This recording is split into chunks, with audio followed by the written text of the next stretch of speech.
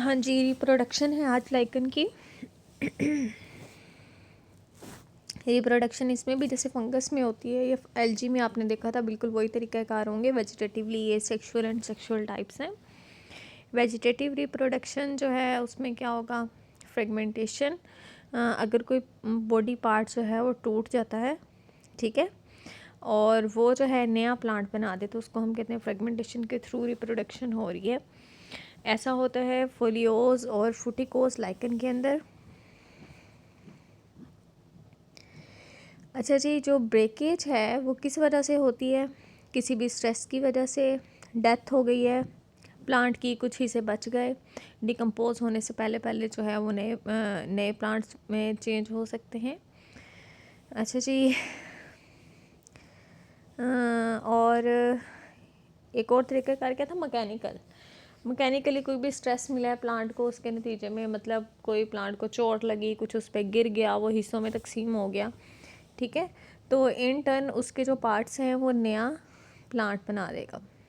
Next है जी इसीडिया।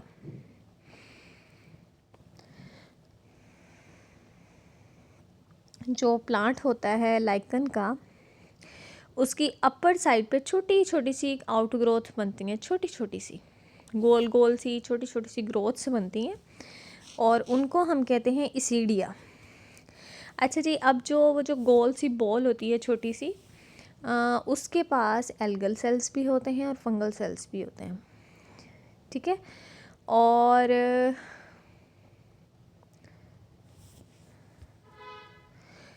Cortical layer भी होती है जिसने दोनों को, algal cell and fungal cell दोनों को क्या किया होता है, सराउंडिंग की हुई होती है उसकी, उनको कवर किया हुआ होता है।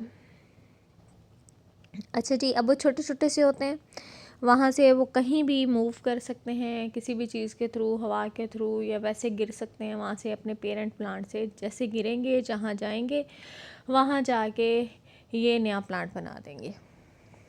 जैसे इनको सूटेबल इन्वायरमेंट मिलेगा, सूटेबल साइट मिलेगी अपने पेरेंट से उतरने के बाद, तो ये नया प्लांट बना देंगे। एग्जाम्पल उसने दी हुई है, ये आपने कर लेनी है। पारमिलिया फंगस है, उसके अंदर ऐसा होता है, उष्निया के अंदर होता है, और फोटोसिंथेटिक एरिया जो है प्लांट बॉडी का, जो लाइकन है उसका वैसे साइज़ छोटा सा है, अगर उसके ऊपर बहुत सारी सीढ़ियाँ लगी हुई हैं तो उसका साइज़ क्या होता है, बड़ा होता है, ठीक है।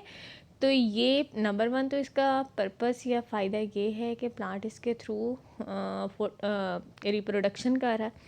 नंबर 2 ये है कि उसका एरिया बढ़ गया है, प्लांट का साइज़ बढ़ जाता है, और वो फोटोसिंथेसिस ज़्यादा कर सकता है क्योंकि उसका साइज़ ज़्यादा हो जाता है। नेक्स्ट है सोरीडिया। ये बहुत छोटी होती हैं, माइक्रोस्कोपिक होती हैं, बड लाइक आउटग्रोथ्स होती हैं एल्गल सेल्स की, ठीक है, और उनके बाहर वाली साइड पे थोड़ी सी फंगल हाइफी होते हैं, लेकिन होती है माइक्रोस्कोपिक है। अच्छा जी, इनके बाहर वाली साइड पे कोई भी कोर्टेक्स नहीं होता, ये दोनों में फ़र्क है। वो जो इसीडिया है वो मैक्रोस्कोपिक है, आपको आंख से नज़र आती है, लेकिन सोरीडिया माइक्रोस्कोपिक होती है, आपको आंख से नज़र नहीं आती।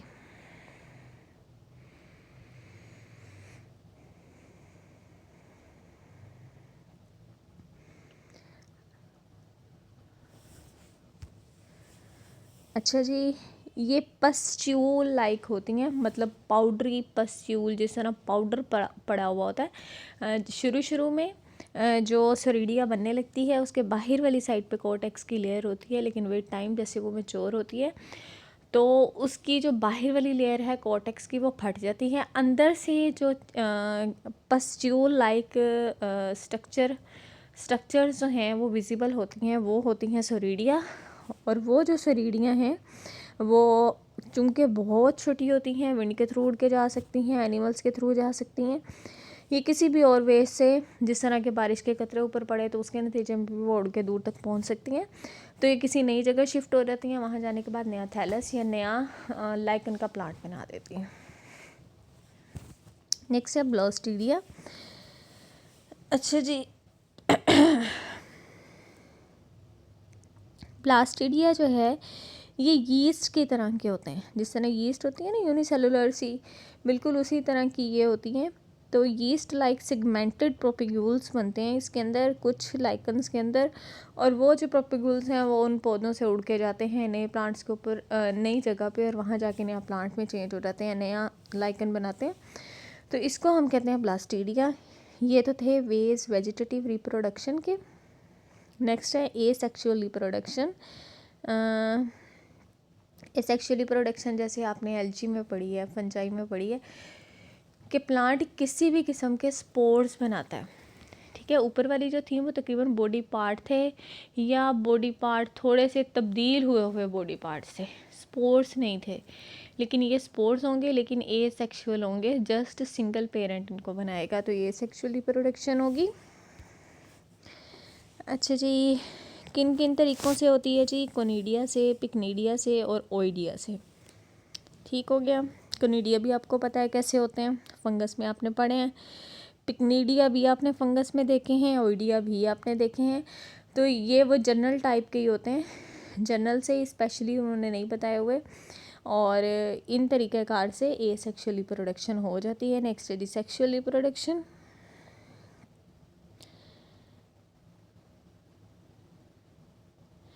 अच्छा जी, अब जो लाइकन है उसमें एक चीज़ नहीं है, दो चीज़ें हैं, एल्गी भी है और फंजाई भी है। तो दोनों ही सेक्सुअली रिप्रोड्यूस करेंगी। ठीक है, तो दो किस्म की, दोगली किस्म की, आप ये कह सकते हैं डाइवल नेचर की इसके अंदर सेक्सुअल रिप्रोडक्शन होगी। और यहाँ पर वो कह रहे हैं, नीचे आपको डिस्कस करके बता रहा है दोनों की सेपरेटली। रिप्रोडक्शन ऑफ माइक्रोबायोट, इसके अंदर क्या होगा, फंगल पार्ट जो है लाइकन का वो सेक्सुअली रिप्रोड्यूस कर रहा होगा। फंगस किससे बिलोंग करती है?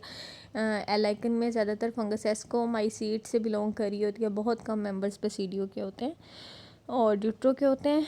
लिहाजा ये अपने अपने स्पोर्स बनाएगी, सेक्सुअल स्पोर्स बनाएगी। एस्को वाले एस्को स्पोर्स बनाएंगे, बेसिडियो वाले बेसिडियो स्पोर्स बनाएंगे, और ड्यूट्रो वाले में स्पोर्स, सेक्सुअल स्पोर्स नहीं बनते। अच्छा जी,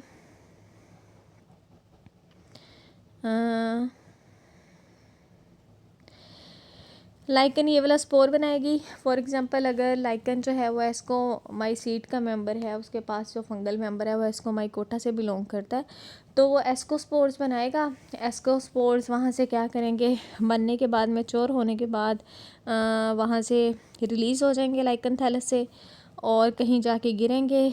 गिरने के बाद उगेंगे। वैसे ही जैसे एस्कोमाइसीड्स में आपने देखा था कि वो जो एस्कोस्पोर्स हैं वो कहीं दूर जाके गिरते हैं। गिरने के बाद जब उनका सीज़न आता है, टाइम आता है, उन्हें अपना स्पेशल प्लांट, होस्ट, या जो भी चीज़ उससे रिक्वायर होती है वो मिलती है।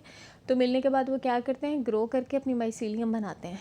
तो अब वो सिर्फ फंगस का स्पोर था और वो सिर्फ फंगस ही ग्रो करेगा, उसके पास कोई भी एल्गी की पीछे से निशानी नहीं थी। ठीक है, एल्गल सेल नहीं था, तो उसके पास कोई भी एल्गी का सेल नहीं होगा। वो माइसीलियम उगती जाएगी, बढ़ती जाएगी, बढ़ती जाएगी, और कभी उसे आने वाले दिनों में या कभी उसका फ्यूचर में टकराव हो सकता है, वो मिल सकती है उस एल्गी के साथ, जिस एल्गी के साथ मिलके वो एसोसिएशन करके लाइकन बना सकती है। जैसे वो उसके साथ मिलेगी, मिलने के बाद वो उसके साथ मिलके लाइकन बना लेगी। और ऐसा इजीली हो जाता है क्योंकि एल्गी भी अपने स्पोर्स कहीं ना कहीं बना रही होती है और फंजाई भी बना रही होती है। ठीक है, तो कहीं फंजाई के लिए उग रही होती है, कहीं एल्गी के लिए उग रही होती है, तो वो आपस में क्या करती हैं, कभी ना कभी कहीं ना कहीं मिल जाती हैं और मिलके लाइकन का प्लांट दोबारा से कंबाइन होके बन जाता है। क्योंकि जिस जगह पे लाइकन ग्रो कर रही है उसके जो भी स्पोर्स हैं, जो भी उसके प्रोपिग्यूल्स हैं, ठीक है, एसेक्सुअल मीन्स, सेक्सुअल मीन्स, जो भी उनके जो हैं तरीक़ाकार हैं उगने के, वो उसके नज़दीक वाले एरियाज़ तक ही पहुंचते हैं। ठीक है, बहुत दूर नहीं जाते। तो जहाँ फंगल पार्ट पहुंचता है वहाँ एल्गल भी पहुंच जाता है। ठीक है, कहीं वो उग रहा होता है, कहीं वो उग रहा होता है, वापस में कंबाइन होंगे और कंबाइन होने के बाद दोबारा से लाइकन बन जाएगी। लेकिन इसमें सेक्सुअली रिप्रोड्यूस किसने किया? फंगल पार्ट ने। एल्गी का ज़रूरी नहीं है, वो उसका कोई एसेक्सुअल मीन भी हो सकता है।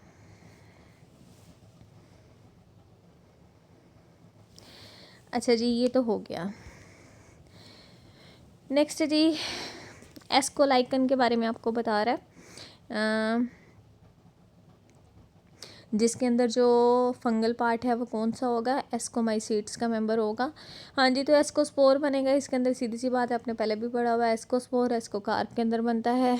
अच्छा जी, एस्कोकार्प कैसी हो सकती है, एपोथीसियम हो सकती है, पेरीथीसियम हो सकती है, और ये मैंने आपको बताई थी बातें, मैंने आपको बताई थी कि एपोथीसियम जो है वो कप शेप होती है, और पेरीथीसियम जो होती है वो फ्लास्क शेप होती है, और एक थर्ड वन मैंने आपको बताई थी जो होती है क्लेस्टोथीसियम। ठीक है, वो मैंने बताई थी बंद बोल होती है जो कि मैच्योर होने पे भी नहीं फटती। ठीक है, वो ब्रस्ट नहीं करती, उसमें से एस्कोस्पोर्स बाहर नहीं निकलते। कभी उसकी डिकम्पोजिशन होती है, वो टूटती है, तो तब उसमें से बाहर निकलते हैं। ठीक हो गया।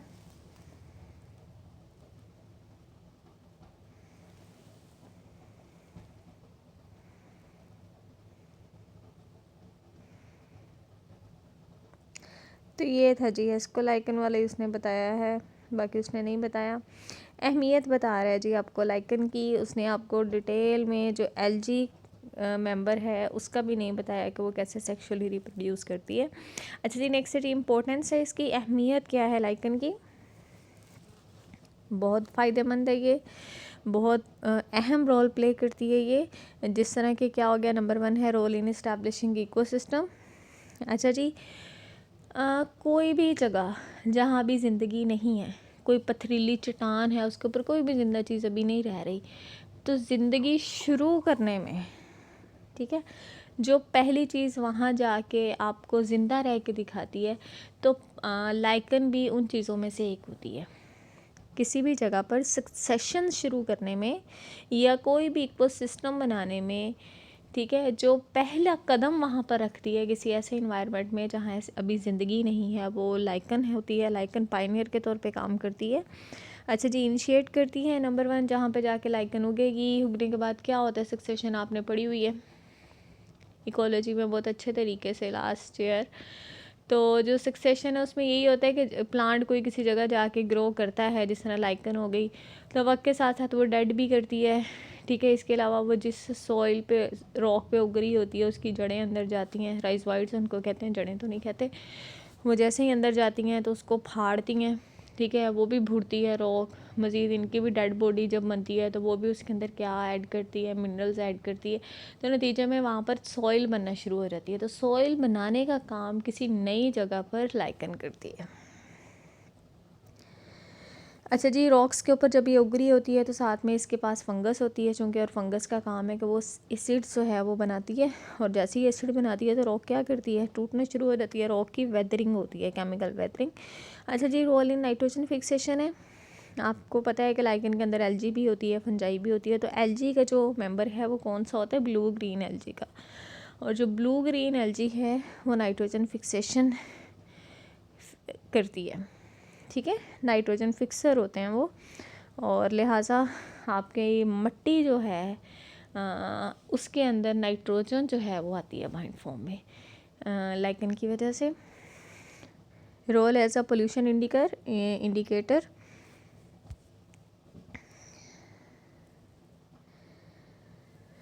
अच्छा जी, होता क्या है, जो लाइकन है, आपने अगर ये चेक करना है कि हमारे इलाके का या किसी और इलाके का माहौल किस हद तक पोल्यूटेड हो चुका है, हवा किस हद तक पोल्यूटेड हो चुकी है, मिट्टी या पानी, आप वहाँ पे लाइकन ग्रो कराते हैं।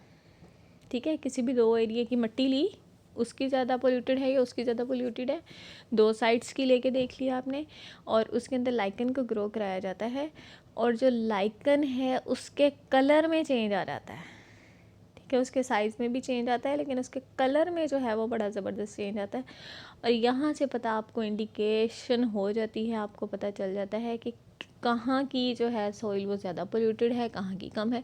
इन द सेम में लाइकन को आप किसी एरिया में भी ग्रो करा के देख सकते हैं। जनरली पता होता है जिस इन्वायरमेंट में कोई पोल्यूशन नहीं है उसमें ये लाइकन कैसी ग्रो कर रही है, और अगर आप उसको अपने इलाके में ला के ग्रो करा के देखते हैं तो आपको फ़ौरन से पता चल जाता है कि वो उसका कलर क्या हो गया, वो किस फॉर्म में आ गई है। तो आपके इलाके में कितनी ज़्यादा उसने कलर चेंज किया है उतनी आपकी पोल्यूटेड होती है। ठीक हो गया। Next city, cause of fire in forest. अच्छा जी, कुछ जो लाइकन्स होती हैं ना, ये बहुत जल्दी आग पकड़ने वाली होती हैं, बहुत जल्दी इनको आग लगती है। जिस तरह मिट्टी के तेल को या पेट्रोल को लगती है ना, इस तरह इन्हें बहुत जल्दी आग लगती है। तो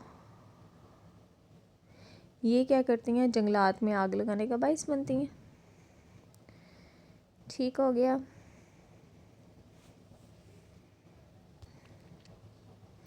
अच्छा, नेक्स्ट है सोर्स ऑफ फूड।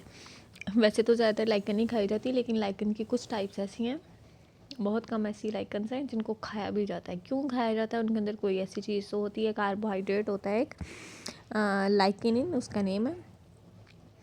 और ये वाला जो लाइकन है, ये होती है एंटार्कटिक रीजन में, जहाँ बहुत ठंड है। एंटार्कटिका वाली साइड पे आर्कटिक पोल में भी होती है, एंटार्कटिक पोल में भी होती है। आपने सेकेंड ईयर में टंड्रा इकोसिस्टम देखा होगा, आई थिंक इकोलॉजी में भी आपने पढ़ा होगा लास्ट टाइम, थर्ड ईयर में। तो जो टंड्रा है वो है आर्कटिक रीजन में, बहुत ठंडी जगह है, बर्फ़ ही होती है वहाँ पे और कुछ नहीं होता। तो पौधे शौधे नहीं उगते वहाँ पर उगती है ये लाइकन। और इस लाइकन को कॉमन नेम जो है वहाँ पे जो दिया जाता है, उसका नेम है रेंडीर मोस। और रेंडीर मोस इसको क्यों कहते हैं? क्योंकि एक जानवर है उस इलाके में होता है, बर्फ़ पे वो चलता है और उसकी ये फूड होती है। तो इसका नेम है क्लेडोनिया रेंगीफेरा। ठीक है, कॉमनली इसको कहते हैं रेंडीर मोस। और ये जो टंड्रा रीजन है वहाँ पे ये उगती है, सोर्स ऑफ फूड है रेंडीर के लिए, और बाकी मस्क के लिए भी है, ऑक्स के लिए भी है, या बाकी वाइल्ड एनिमल जो उस इलाके में होते हैं उनके लिए। नेक्स्ट है कमर्शियल प्रोडक्ट। लाइकन में से डाइस निकलती हैं, ठीक है, उन डाइस को यूज़ किया जाता है वूल को रंगने के लिए, सिल्क को रंगने के लिए। लिटमस होता है, लिटमस पेपर जिसको यूज़ किया जाता है एसिडिटी को चेक करने के लिए, वो। और इसेंशियल ऑयल्स बनते हैं बहुत सारे, जो परफ्यूम्स हैं, परफ्यूम की जो खुशबू होती है वो इन्हीं में से निकलती है, लाइकन्स में से। इसके अलावा सोप बनाने में, इसके अलावा लेदर की जो टैनिंग होती है ना, लेदर को कलर दिया जाता है, उसके अंदर भी जो है ये लाइकन की निकली हुई डाई जो है वो यूज़ की जाती है। इसके अलावा अल्कोहल बनाने में, ब्रूइंग इंडस्ट्री जो है, शराब वाली इंडस्ट्री जो है, बीयर्स बनाने में उसमें भी यूज़ हो रही हैं। नेक्स्ट है मेडिसिनल यूज़। बहुत सारे केमिकल्स जो लाइकन के अंदर पाए जाते हैं वो मेडिकली अहमियत के हामिल होते हैं, बहुत सारी डिजीज़ का इलाज होता है उनके नतीजे में। फॉर एग्ज़ाम्पल उशनिक एसिड जो है वो उशनिया से निकलती है, और ये एंटी बैक्टीरियल क्रीम्स होती हैं जो कि स्किन इन्फेक्शन के तौर पे यूज़ होती हैं, उनको तैयार करने में यूज़ होती है। और इसके अलावा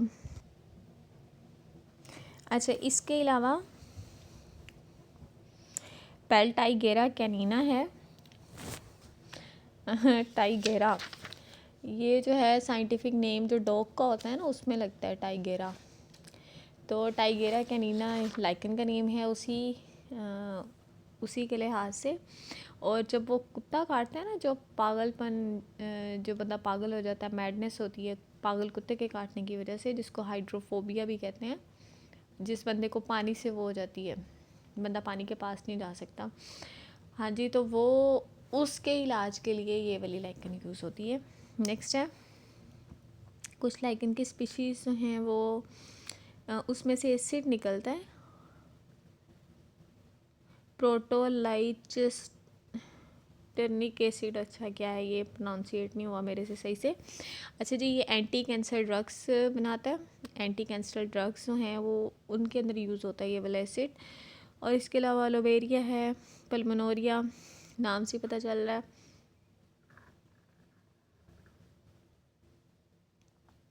ये वाली जो है पल्मोनरिया, जहाँ पे भी वर्ड आ जाए उसका मतलब होता है समवट रिलेटेड टू लंग्स, ठीक है, या रिस्पायरेटरी सिस्टम। तो ये वाली जो आपके पास लाइकन है, ये वाली यूज़ होती है ट्यूबरक्लोसिस या बाकी कोई भी फेफड़ों से रिलेटेड बीमारियों को कंट्रोल करने के लिए। टीबी जो है उसको ट्यूबरक्लोसिस कहा जाता है। नेक्स्ट टॉक्सिन्स, बहुत सारी इसकी स्पीशीज़ ऐसी हैं जो कि बहुत ज़्यादा पॉइजनस हैं, कुत्तों से जान छुड़ाने के लिए, वुल्फ से जान छुड़ाने के लिए, या कोई भी इलाके जिन इलाकों में जो चीज़ ज़्यादा होती है, जो वाला भी जानवर ज़्यादा होता है, उसको ख़त्म करने के लिए जो है इनको यूज़ किया जाता है। ऐसी लाइकन्स को लथीरिया वुल्पीनिया है और इसके अंदर वुल्पेनिक एसिड होता है। आप वुल्फ्स को दे सकते हैं, पाउडर गिलास शीशा पीस के उसके अंदर मिक्स करके दी जाती है ये, और बस वो मर जाते हैं। हमारे इलाके में ये जो है कुत्ते को ये दी जाती है। ओके जी, आपका लेक्चर ख़त्म हो गया है। उम्मीद है मुझे कि आप लोग कर रहे होगे, इसको देख रहे होगे साथ के साथ, लेकिन मुझे अभी तक किसी ने भी व्हाट्सएप ग्रुप में कमेंट करके बैक नहीं बताया। मुझे बताएं कि आप लोग इसको देख रहे हैं या नहीं देख रहे। देख रहे होगे तो कमेंट करोगे, ना देख रहे होगे तो नहीं करोगे। जो जो बच्चा देखे इस वीडियो को वो मुझे कमेंट करके बैक बताए कि यस मैंने ये चेक कर ली है। ठीक है, ये